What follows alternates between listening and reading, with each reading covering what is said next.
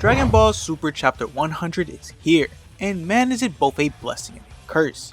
You see, we were told to expect something special for this chapter, but as you'll soon learn, there isn't anything special about it at all, and the only saving grace for why this chapter is as good as it is simply because the superhero movie rehash arc is finally over, and I've waited an entire year to finally say that. I honestly don't know why they did this in the first place. I mean, you'd think they'd learned their lesson after the disaster that was the first two arcs of Super, but no. However, if I'm being honest, this rehash wasn't as bad as those, it just took forever. Anyways, this chapter covers about 8 to 9 minutes of the film, finally putting an end to this damn nightmare. And can I say that covering only 5 to 8 minutes of the movie per chapter was complete lunacy. For those who don't know, this was literally what they were doing. Anyways, let me stop wasting your time and let's hop right into the chapter. Opening up on the first 4 pages, we get to see what the big surprise they had in store for us was, besides this arc finally coming to an end. Yes, 4 fully colored pages, and as disappointing as this is, I still think these pages are absolutely beautiful. However, I like many was expecting so much more.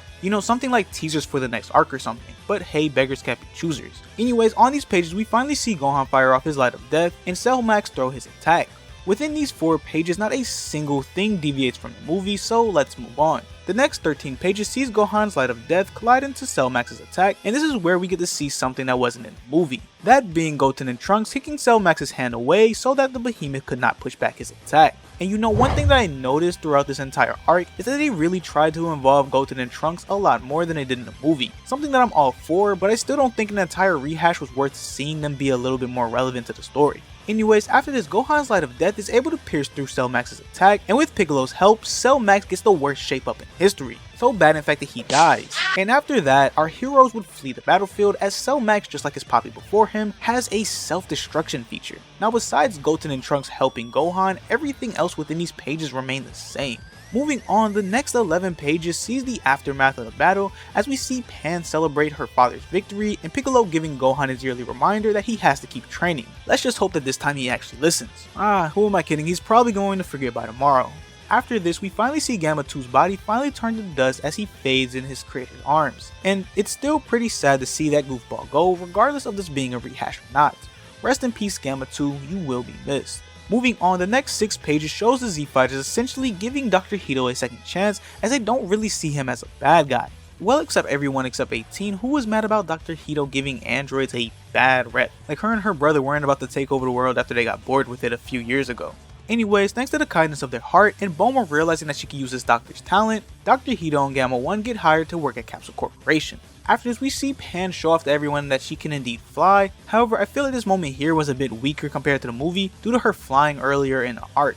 Anyways, this next page right here, if I'm not mistaken, was not in the movie at all. All this page really does is let the reader know that this won't be the last time that we see from the Red Ribbon Army, and I mean, I really don't care about this if I'm being honest, just as long as they don't torture us with another year-long rehash. Anyways, the next 9 pages pretty much goes over Goku and Vegeta's fight. However, unlike the movie where only the last punch was shown, we actually get to see the two Saiyans trade like 2 blows before the fight comes to an end.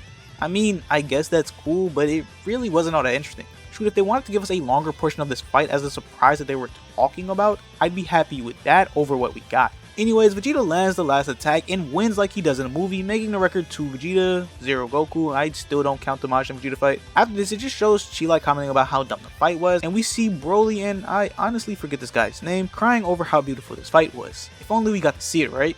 And the last 2 pages shows Whis finally returning Bulma's call, and that's pretty much it. Well, there you have it. No teaser, no extended fight, not a damn thing. Just some pretty pages that, if I'm being honest, the community probably could have made in a few months or just a few weeks. But even with all these disappointments, the one great thing that came out of all of this is that it's finally over. And hopefully we get to see something new next year, fingers crossed. But until then, I hope you guys have a great rest of the year, and I'll see you in the next one. Peace, deuce.